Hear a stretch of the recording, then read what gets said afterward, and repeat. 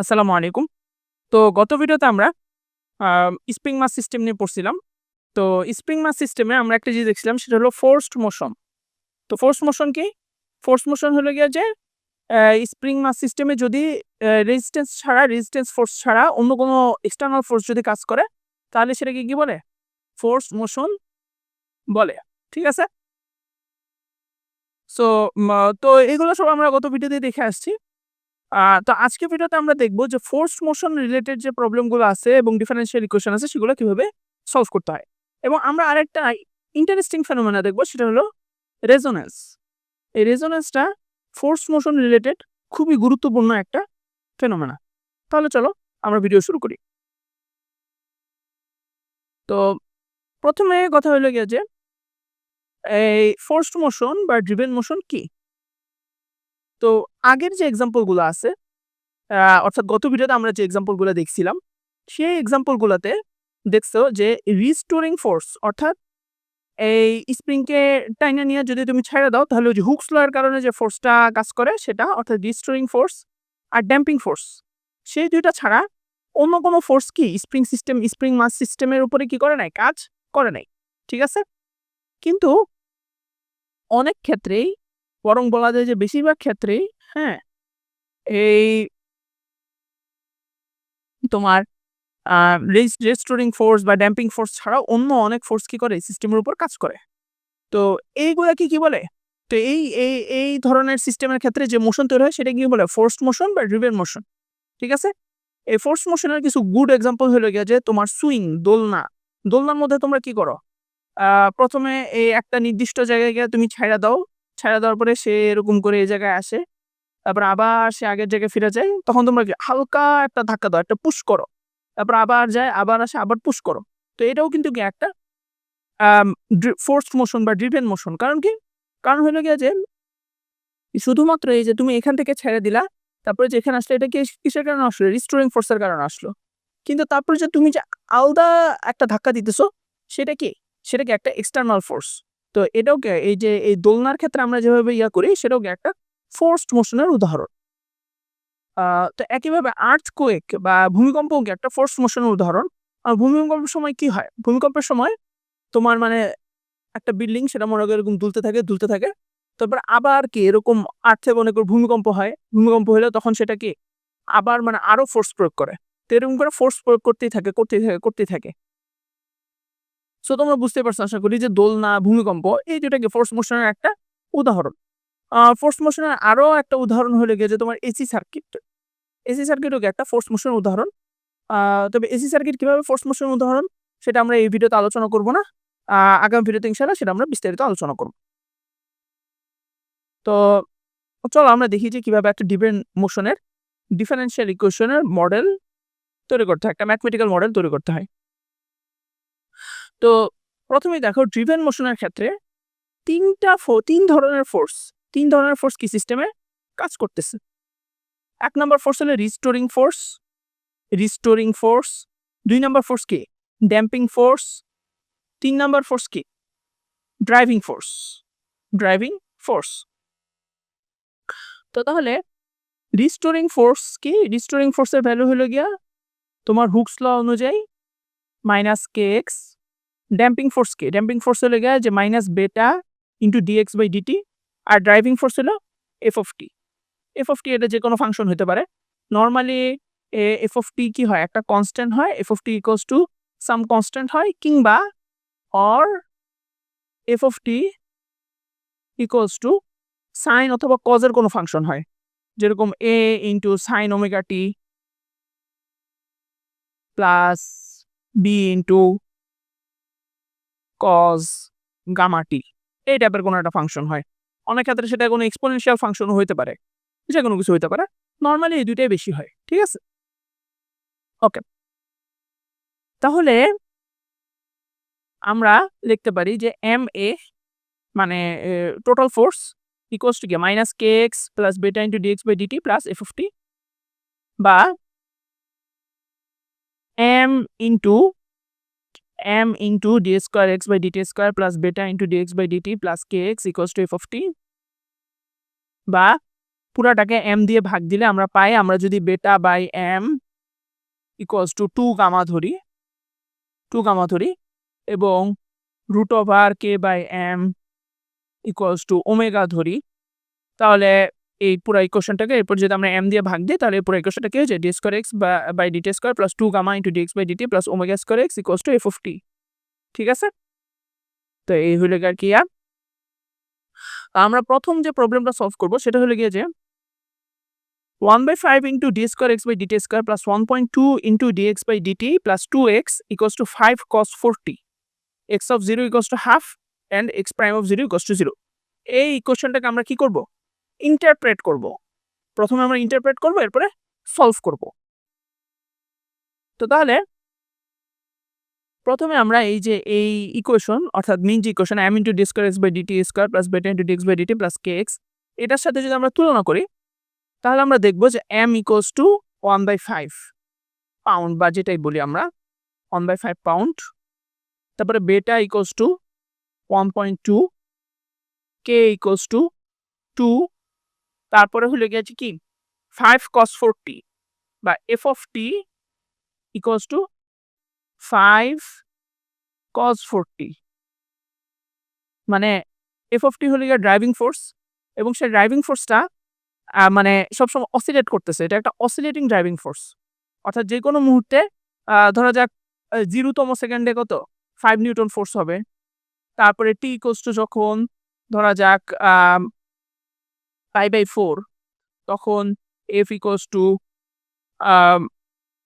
5/√2, এরকম আর কি। যে মানে এটা প্রতি টি যত চেঞ্জ হবে এফ অফ টিও কি সেভাবে চেঞ্জ হবে, বুঝতে পারছো? মানে এটা একটা ভ্যারিয়েবল ফোর্স। সো তাহলে আমরা এখানে যেটা লিখলাম যে আমরা এই প্রবলেমটাকে এইভাবে ইন্টারপ্রেট করতে পারি যে এটা একটা ভাইব্রেশনাল সিস্টেম বা একটা স্প্রিং মাস সিস্টেম যেটাই বলি সেটাকে রিপ্রেজেন্ট করতেছে, যে এই সিস্টেমের মাসের পরিমাণ কত m equals two 1/5 slug or KG, এবং যে এই মাসটা কিসের সাথে যুক্ত আছে, একটা স্প্রিং এর সাথে যুক্ত আছে, যে স্প্রিং এর স্প্রিং কনস্ট্যান্ট হলো 2 পাউন্ড পার ফিট অথবা 2 নিউটন পার মিটার। ঠিক আছে, যখন আমরা কেজিতে করব তখন আমরা সাধারণত নিউটন পার মিটার ইউজ করি, যখন আমরা স্লাগ ইউজ করি তখন আমরা নরমালি কি পাউন্ড পার ফিট ইউজ করি। মাসটা কি ইনিশিয়ালি কোথায় আছে, মানে ইয়াতে আছে, মানে স্থির আছে, কারণ কি ওই যে x of 0 equals to half, ও আচ্ছা ইনিশিয়ালি সে স্থির আছে কারণ কি x prime of 0 equals to 0, velocity 0। ঠিক আছে, ইনিশিয়ালি সে স্থির আছে এবং রিলিজড হাফ ইউনিট, ইউনিট বলতে তুমি ফুট অথবা মিটার যে কোনোটা ইউজ করতে পারো, যে ইউনিট দেওয়া আছে সেই হিসাব অনুযায়ী, বিলো দ্য ইকুইলিব্রিয়াম পজিশন। সে কি ইকুইলিব্রিয়াম পজিশন থেকে সে হাফ ইউনিট নিচে আস, বুঝতে পারছো? ইকুইলিব্রিয়াম পজিশন থেকে সে হাফ ইউনিট নিচে আসে। তারপরে motion is damped, beta equals to 1.2 and is being driven by, আচ্ছা মোশন মানে ড্যাম্পিং কনস্ট্যান্ট হলে কি 1.2 এবং সেটা কি একটা external periodic force t equals to π/2 per second, মানে যেটা পিরিয়ডিক মানে পিরিয়ডের সময়কাল হলে কত π/2 সেকেন্ড। ঠিক আছে, from t equals to 0, t equals to 0 থেকে সে কি হবে, মানে এরকম করে এই যে এরকম করে সে ফোর্সটা কি হতে থাকবে, চেঞ্জ হতে থাকবে। ঠিক আছে, তো এই ফোর্সটার যে ফাংশনটা দিয়ে আমরা এই ফোর্সটাকে রিপ্রেজেন্ট করছি সেটা হলো কি 5 cos 4t। So I hope তোমরা বুঝতে পারছো যে একটা এই ধরনের একটা ডিফারেনশিয়াল ইকুয়েশনকে কিভাবে ইন্টারপ্রেট করতে হবে। ওকে, ঠিক আছে, তো আমরা এখন সলভ করব। তো সলভ করার জন্য আমরা প্রথমেই পুরো ইকুয়েশনটাকে 5 দিয়ে গুণ করব। 5 দিয়ে গুণ করে আমরা পাই যে d square x by dt square plus 6 into dx by dt plus 10x equals to 25 cos 4t। তারপরে যে হোমোজিনিয়াস ইকুয়েশন সেটা কি d square x by dt square plus 6 into dx by dt plus 10x equals to 0।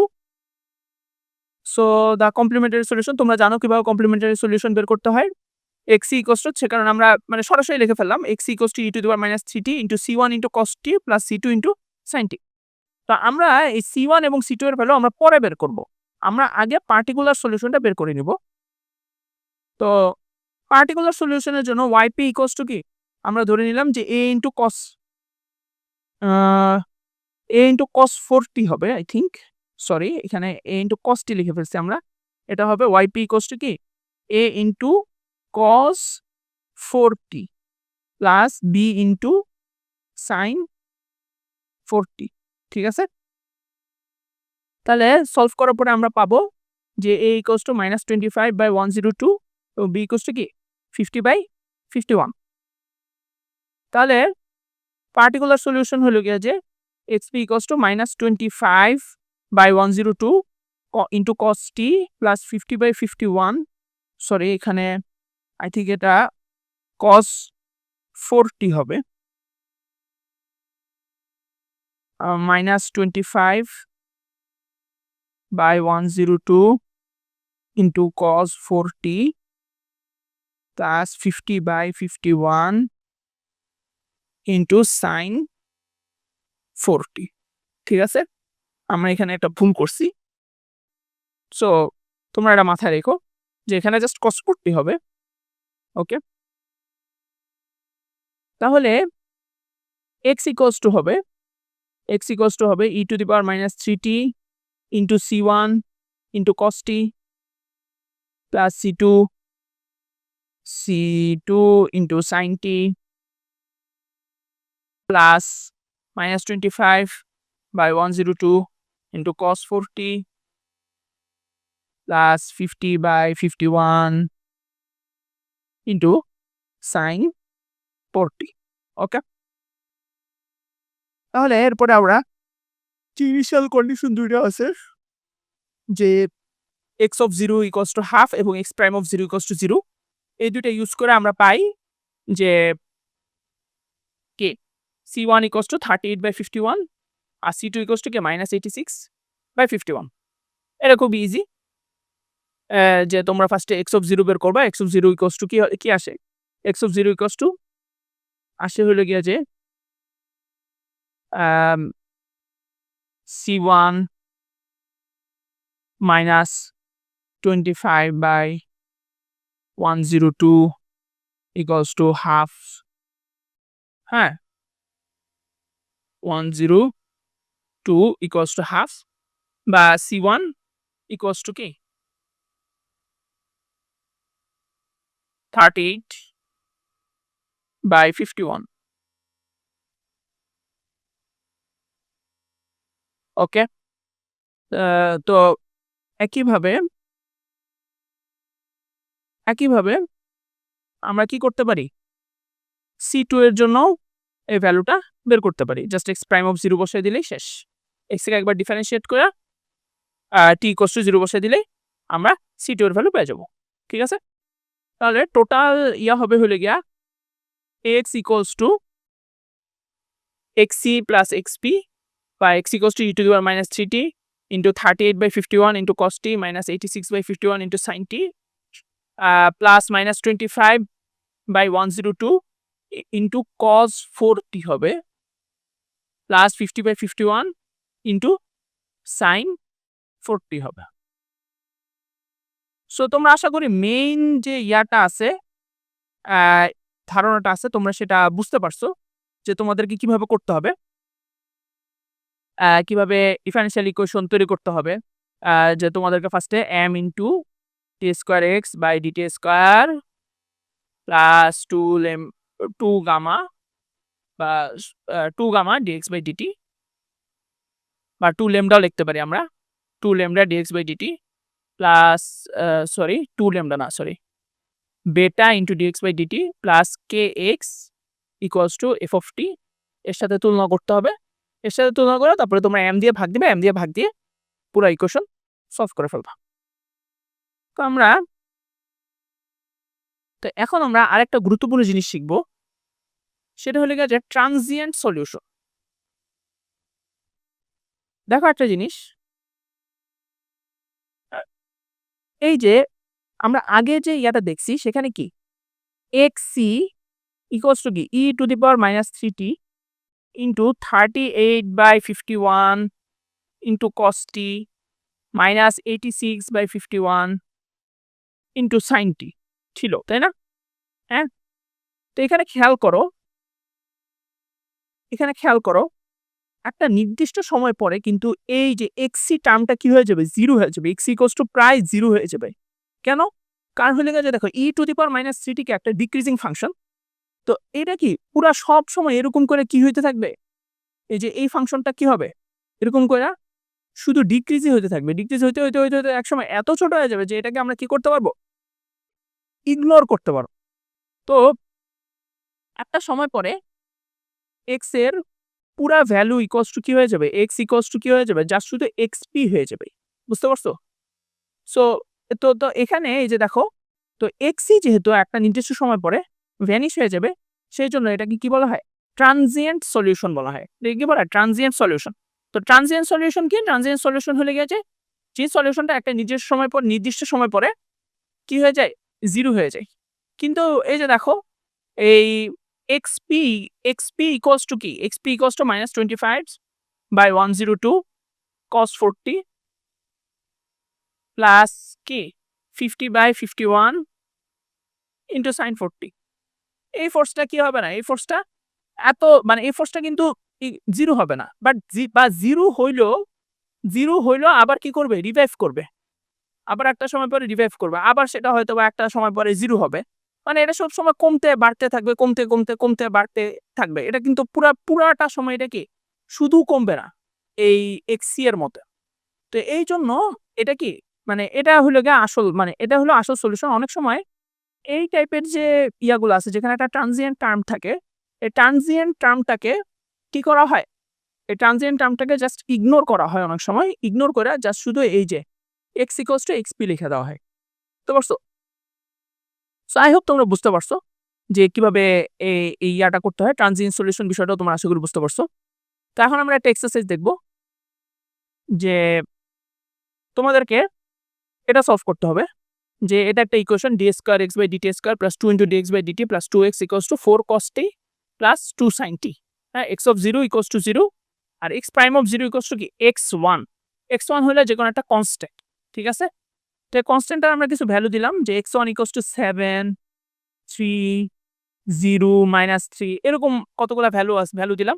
তো এই ভ্যালুগুলোর মাধ্যমে তোমরা ফার্স্টে বের করবা যে প্রত্যেকটার জন্য আলাদাভাবে তোমরা x এর মান বের করবা। এরপরে তোমরা দেখাবা যে x1 যুক্ত যত টার্ম আছে, হ্যাঁ, সেইগুলা কি হয়ে যায়? একটা সময় পরে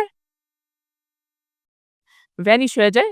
ভ্যানিশ হয়ে গিয়া x ইকুয়ালস টু কি হয়ে যায়? x equals to just xp হয়ে যায়। অর্থাৎ সেই ভ্যালুগুলা কি? ট্রানজিয়েন্ট সলিউশন থাকে। ঠিক আছে? x1 যুক্ত যে টার্মগুলা থাকে সেগুলা কি? Transient solution. তোমরা এটা দেখাবা। তো এটা তোমাদের এক্সারসাইজ হিসেবে থাকবে। এখন আমরা একটা গুরুত্বপূর্ণ ফেনোমেনা, খুবই ইন্টারেস্টিং একটা ফেনোমেনা, সেটা হলো গিয়া রেজোনেন্স দেখব। তো রেজোনেন্স জিনিসটা কি? সেটার আগে আমরা একটা ঘটনা দেখি। একটা মজার ঘটনা অ্যাকচুয়ালি। যে মজার ঘটনা বা দুঃখের ঘটনা তোমরা যেটাই বলো। যাই হোক, তো ১৯৮৫ সালে মেক্সিকো সিটিতে একটা ভূমিকম্প হয়। তো এই ভূমিকম্পের কারণে ছোট এবং বড় যে ইয়াগুলো আছে, স্কাইস্ক্র্যাপার যে বিল্ডিং গুলো আছে সেগুলো ভাঙে নাই। কিন্তু যেগুলো মাঝারি আকারের মানে বিল্ডিং আছে সেগুলো কি হয়ে গেছে? ভেঙে গেছে। বুঝতে পারছো? তো এইটা কিন্তু খুবই একটা ইন্টারেস্টিং ফেনোমেনা। খুবই ইন্টারেস্টিং একটা ঘটনা। তো এটা কেন ঘটছে? এটা ঘটছে রেজোনেন্স নামক একটা ফেনোমেনার কারণে। রেজোনেন্স নামক একটা জিনিসের কারণে। তো রেজোনেন্স জিনিসটা কি? রেজোনেন্স জিনিসটা হলো গিয়ে যে যদি frequency of the driving force অর্থাৎ ড্রাইভিং ফোর্সের ফ্রিকোয়েন্সি আর সিস্টেমের ন্যাচারাল ফ্রিকোয়েন্সি যদি সেম হয়ে যায়, হ্যাঁ, তখন ওই সিস্টেমটা ম্যাক্সিমাম অ্যামপ্লিটিউড দিয়ে হতে থাকে, দুলতে থাকে। এটাকে কি বলা হয়? রেজোনেন্স বলা হয়। তো frequency of the driving force বলতে কি বোঝায়? Frequency of the driving force বলতে ধরা যাক একটা driving force f of t equals to কি? A into cos omega t বা A into cos gamma t. Gamma বা ওমেগা একই জিনিস। তো এই যে এই ওমেগাটাকে কি বলা হয়? তোমার ড্রাইভিং ফোর্সের ফ্রিকোয়েন্সি। যেরকম আমরা আগের উদাহরণে 5 cos 40 ছিল। F of t equals to 5 cos 40 ছিল। তো এখানে ড্রাইভিং ফ্রিকোয়েন্সি কত? Omega equals to sorry omega equals to 4 বা গামা ইকুয়ালস টু 4, ঠিক আছে? সো এইটা হলো একটা। আর ন্যাচারাল ফ্রিকোয়েন্সিটা কি? কোন একটা বস্তুর ন্যাচারাল ফ্রিকোয়েন্সিটা কি? তো আমরা আগে একটা জিনিস দেখে আসছিলাম। সেটা হলো গিয়ে যে ওমেগা ইকুয়ালস টু √k/m, হ্যাঁ? তো প্রত্যেকটা বস্তুরই কিন্তু কি আছে? একটা স্প্রিং ফ্রিকোয়েন্সি আছে। সেটাকে কি বলে? কে বলে। আর সেটার ভর আছে। সেটা কি m, ঠিক আছে? তো কোন একটা বস্তুর ন্যাচারাল ফ্রিকোয়েন্সি হলে গিয়ে যে এই √k/m এই রাশিটাই কি বলা হয়? সেটার ন্যাচারাল ফ্রিকোয়েন্সি বলা হয়। বুঝতে পারছো?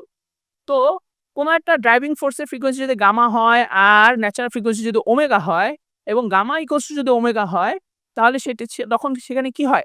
ম্যাক্সিমাম অ্যামপ্লিটিউড, অর্থাৎ সেটা খুবই মানে খুব জোরে, জোরে দুলতে থাকে। বুঝতে পারছো? তো এই ফেনোমেনাটাকে কি বলা হয়?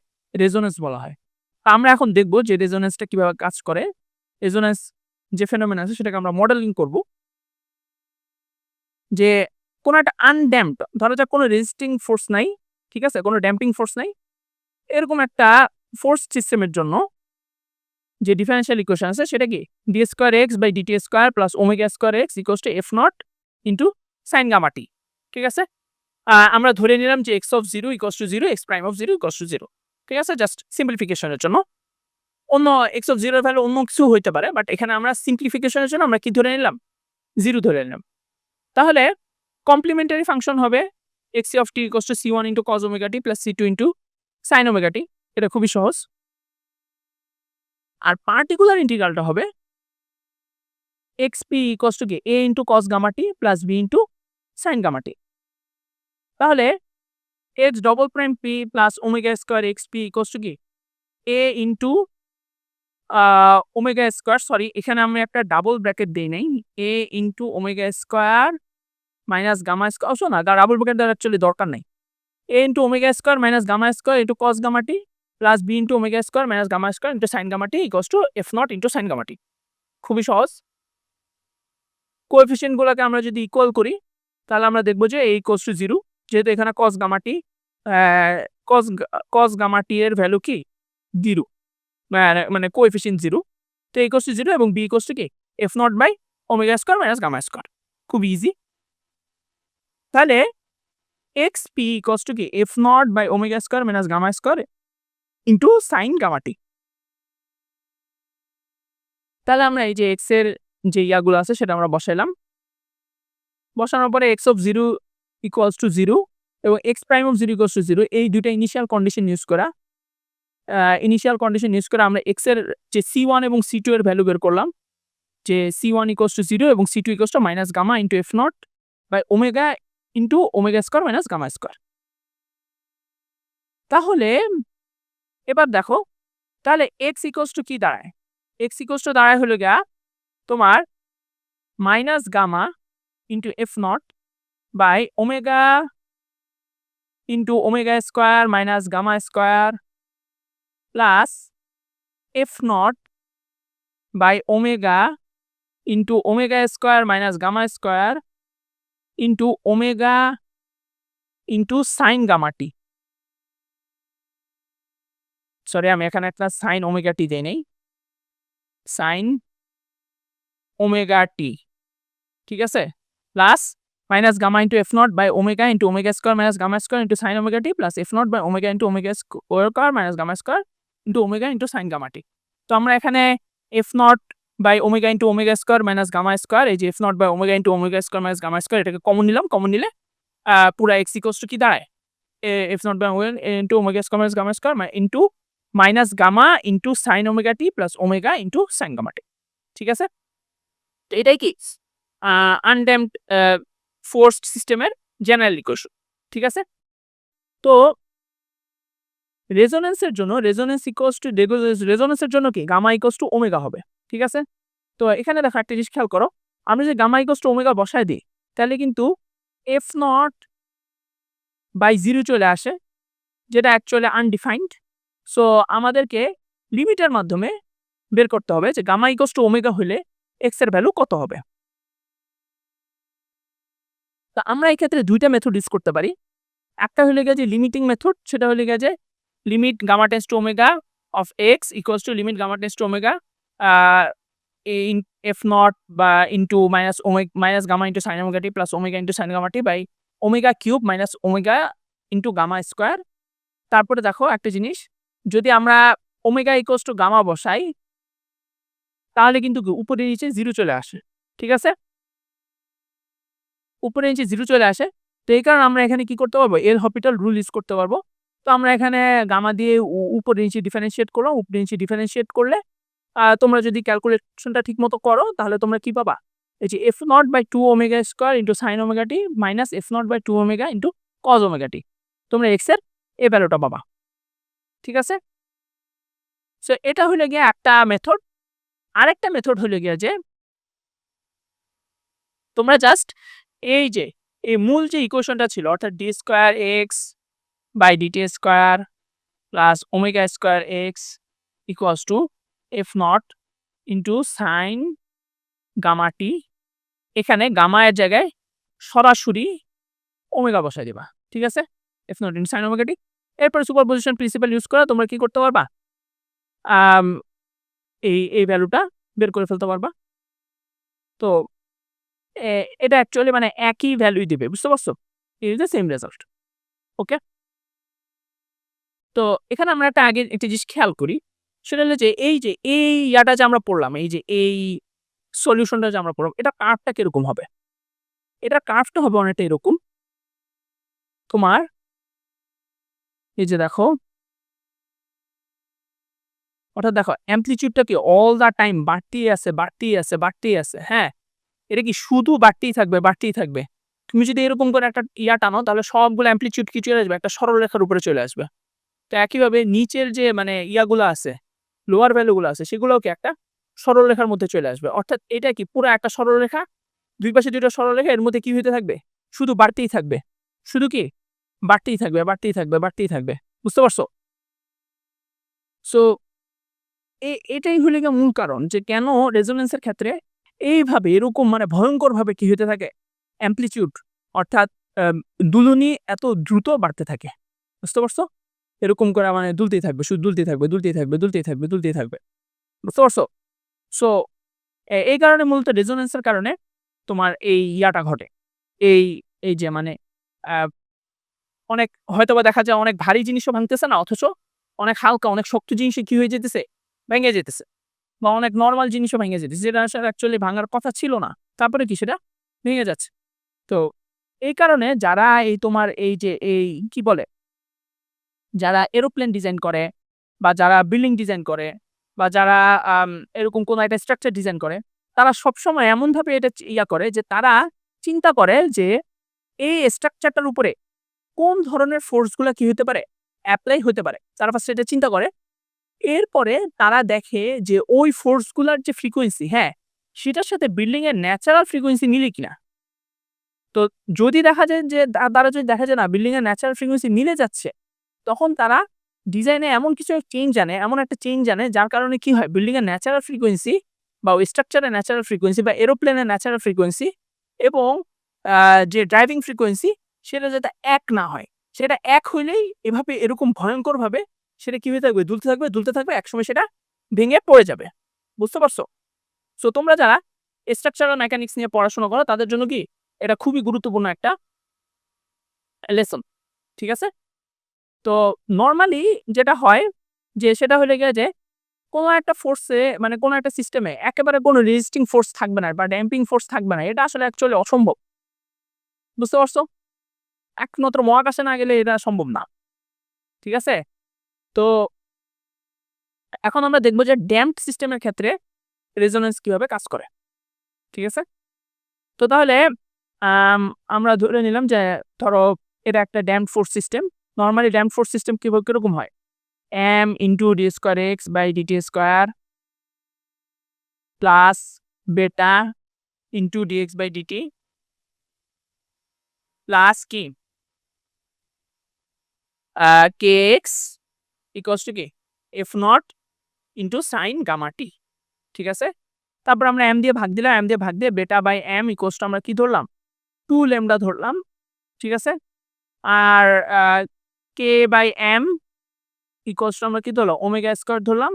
আর f not by m equals to just f not ধরলো, অ্যাকচুয়ালি তেমন কোনো সমস্যা নাই, কারণ দুইটা এক কনস্ট্যান্ট অ্যাকচুয়ালি, ঠিক আছে। সো আমাদের মেইন যে ইয়াটা অর্থাৎ f নট যে সাইন গামাটির কোনো পরিবর্তন হবে না। সো f নটকে আমরা জাস্ট একটা কনস্ট্যান্ট ধরে নিতে পারি, অসুবিধা নাই, ঠিক আছে। তাহলে এখন আমরা এই ইয়াটাকে এই এই যে এই ইকুয়েশনটাকে আমরা সলভ করব। সলভ করে আমরা বিভিন্ন কন্ডিশন মিলিয়ে মিলিয়ে দেখব, ঠিক আছে। তো তাহলে আমরা ফার্স্টে নন হোমোজিনিয়াস পার্টটা সলভ করি। যেহেতু হোমোজিনিয়াস পার্টটা সলভ করা একটু কঠিন, সেক্ষেত্রে আমাদের ইনিশিয়াল কন্ডিশনগুলো ইউজ করতে হবে। সো তাহলে xp equals to a into cos gamma t plus b into sin gamma t ধরলাম। তারপরে আমরা xp প্রাইম xp ডবল প্রাইমের ভ্যালু বসাইলাম, বসায় এটাকে রিঅ্যারেঞ্জ করলাম। তোমরা এগুলো আগেই দেখছো কিভাবে রিঅ্যারেঞ্জ করতে হয়। তাহলে রিঅ্যারেঞ্জ করলে আমরা পাবো যে omega square minus gamma square into a omega square minus gamma square into a plus 2 lambda gamma into b into cos gamma t plus omega square minus gamma square into b minus 2 lambda gamma into a into sin gamma t equals to কি f not into sin gamma t, ঠিক আছে। So এরপরে আমরা কি করব তোমরা সেটা আসলে বুঝতেই পারছো। এরপর আমরা cos গামা t এর কোএফিসিয়েন্ট ইকুয়ালস টু 0 ধরবো এবং sin গামা t এর কোএফিসিয়েন্ট ইকুয়ালস টু কি ধরবো f নট ধরবো, ঠিক আছে। তাহলে এই যে দেখো আমরা এখানে ইকুয়েশনটা লিখে রাখছি। তো তাহলে ইকুয়েশনগুলোকে কোএফিসিয়েন্ট কে ইকুয়েট করার মাধ্যমে আমরা পাই যে omega square minus gamma square into a plus 2 lambda gamma into b equals to 0 আর omega square minus gamma square into b minus 2 lambda gamma into a equals to f nought. Okay, তো তাহলে a এবং b এর value আমরা যদি বের করি এই ইয়া থেকে, এটা একটা বলতে পারো এটা একটা লিনিয়ার ইকুয়েশন। তো লিনিয়ার ইকুয়েশন যেভাবে সলভ করে সেভাবে সলভ করে আমরা a এর ভ্যালু পাবো minus 2 lambda gamma by omega square minus gamma square whole square omega square minus gamma square whole square plus 4 lambda square gamma square into f not, হ্যাঁ। এবং b equals to কি omega square minus gamma square by omega square minus gamma square whole square plus 4 lambda square gamma square into f nought. Okay, তো এবার আমরা একটা কাজ করব, সেটা হলো গিয়ে যে আমরা তো কি ধরছিলাম xp ইকুয়ালস টু কি a ইনটু দাঁড়াও a into cos gamma t plus b into sin gamma t, তাই না? হ্যাঁ, তো a এবং b দোনোটাতে কি আছে f নট কমন আছে, ঠিক আছে। তো আমরা একটা কাজ করব, সেটা হলো গিয়ে যে এই মাইনাস 2 ল্যামডা গামা, তো এখান থেকে আমরা একটা কাজ করব, সেটা হলো যে সরি আমরা আরেকটা কাজ করব, সেটা হলো যে এই যে দেখো এই উভয়টার নিচেই কিন্তু কি আছে omega square minus gamma square whole square plus 4 lambda square gamma square কি আছে কমন আছে, উভয়টার নিচে কি আছে এই দুটো কমন আছে। তাহলে আমরা এই a এবং b দোনোটা থেকে আমরা কি করব f not by root over omega square minus gamma square whole square plus 4 lambda square gamma square, এটা কি নিব কমন নিব, ঠিক আছে। তো এটা যদি আমরা কমন নিই, হ্যাঁ, কমন নেওয়ার পরে এই যে দেখো আমরা এটাকে কমন নিব, কমন নেওয়ার পরে আমরা তারপরে কি করব সাইন থিটা ইকুয়ালস টু এইটা ধরবো আর কস থিটা ইকুয়ালস টু কি এটা ধরবো, অর্থাৎ জাস্ট নিচে শুধু রুট থাকবে আর উপরে মাইনাস 2 ল্যামডা গামা এবং omega square minus gamma square যা আছে তাই থাকবে, ঠিক আছে। তাহলে xp ইকুয়ালস টু তাহলে সেক্ষেত্রে দাঁড়াবে xp ইকুয়ালস টু দাঁড়াবে হলো গিয়ে কি f not by root over omega square minus gamma square whole square plus 4 lambda square gamma square, হ্যাঁ, into sine theta into cos gamma টি plus cos theta into sine gamma t. Okay, তো sine theta into cos gamma টি plus cos theta into sine gamma t, এটাকে আমরা ছোট করে লিখতে পারি sine of gamma T plus theta. ঠিক আছে, তাহলে এক্সপিকে আমরা যদি কম্প্যাক্ট ফর্মে লিখি তাহলে আমরা কি এই যে এভাবে লিখবো F not by root over omega square minus gamma square whole square plus 4 lambda square gamma square into sine of gamma T plus theta, যেখানে আমরা এই যে সাইন থিটা কস থিটার ভ্যালু আগেই দিয়ে দিছি। ঠিক আছে, তো হোমোজিনিয়াস পার্টটা আমরা এখন বের করবো। হোমোজিনিয়াস পার্টের ক্ষেত্রে আমরা ধরে নিব যে ল্যামডা ওমেগার চেয়ে ছোট, অ্যাকচুয়ালি ল্যামডা ওমেগার চেয়ে বড় বা সমান হতে পারে, অ্যাকচুয়ালি তাতে তেমন কিছু যায় আসে না, কারণ এই যে দেখো এখানে কি আছে, একটা e to the power minus lambda t term আছে, এবং সেটা সবগুলোর ক্ষেত্রে lambda equals to e to the power minus lambda t টার্মটা কিন্তু পুরো সব ক্ষেত্রে lambda equals to omega, lambda greater than omega, lambda less than omega, সব ক্ষেত্রে কি এই টার্মটা থাকবে। তো এই টার্মটা থাকার কারণে এক্সি এর ভ্যালু কি হয়ে যাবে, এক্সি ইকুয়ালস টু একটা সময় কি হয়ে যাবে, 0 হয়ে যাবে। সো এটাকে একটা ট্রানজিয়েন্ট টার্ম। ঠিক আছে, তো আমরা এই ট্রানজিয়েন্ট টার্মটাকে একটু কমপ্লিট করে লিখি, সেটা হলে গিয়ে যে a equals to root over c1 square plus c2 square এবং sin phi equals to c1 by a এবং cos phi equals to c2 by a। তাহলে xc ইকুয়ালস টু কি আগের মতোই। ঠিক আছে, আগে যেরকম আমরা ওই যে করছিলাম কম্প্যাক্ট করে লিখছিলাম, এখানেও আমরা একটু কম্প্যাক্ট করে লিখে দিলাম sine of root over omega square minus lambda square into t plus phi। ঠিক আছে, সো এই টার্মটা হলে গিয়ে কি ট্রানজিয়েন্ট টার্ম, অর্থাৎ অল্প কিছু সময় পরে এটা কি হয়ে যাবে, 0 হয়ে যাবে। ঠিক আছে, আর এই টার্মটা কি পার্মানেন্ট টার্ম। তো এখন আমরা যেটা করব সেটা হলে গিয়ে যে আমরা এই যে দেখো আমরা এইটাকে জি অফ গামা হিসেবে লিখলাম। ঠিক আছে, জি অফ গামা হিসেবে লিখলাম। তো এখন একটা জিনিস খেয়াল করো, জি অফ গামা যখন সর্বোচ্চ হবে তখন কি আমরা রেজোন্যান্ট ফ্রিকোয়েন্সিটা পাবো, অর্থাৎ অ্যামপ্লিটিউড যখন সর্বোচ্চ হয়, অ্যামপ্লিটিউড যখন সর্বোচ্চ হয় তখনই আমরা কি পাই, অ্যামপ্লিটিউড যখন সর্বোচ্চ হয়, ম্যাক্সিমাম হয় তখন আমরা রেজোন্যান্স ফ্রিকোয়েন্সি পাই। ঠিক আছে, সো এই ক্ষেত্রে রেজোন্যান্স ফ্রিকোয়েন্সিটা বের করা অ্যাকচুয়ালি মানে আনড্যাম্পড ফোর্সের চেয়ে একটু কঠিন। ঠিক আছে, তো আমরা যেটা করব সেটা হলো গিয়ে যে অ্যামপ্লিটিউড কখন সর্বোচ্চ হবে, যখন D gamma of G of gamma equals to 0 হবে। ঠিক আছে, ওই যে আমরা যে ক্যালকুলাসে পড়ে আসছি, হ্যাঁ, সেই বিদ্যাটা আমরা এখন কাজে লাগাবো। তাহলে এই যে দেখো the value of G of gamma will be maximum when DT gamma of G of gamma equals to 0।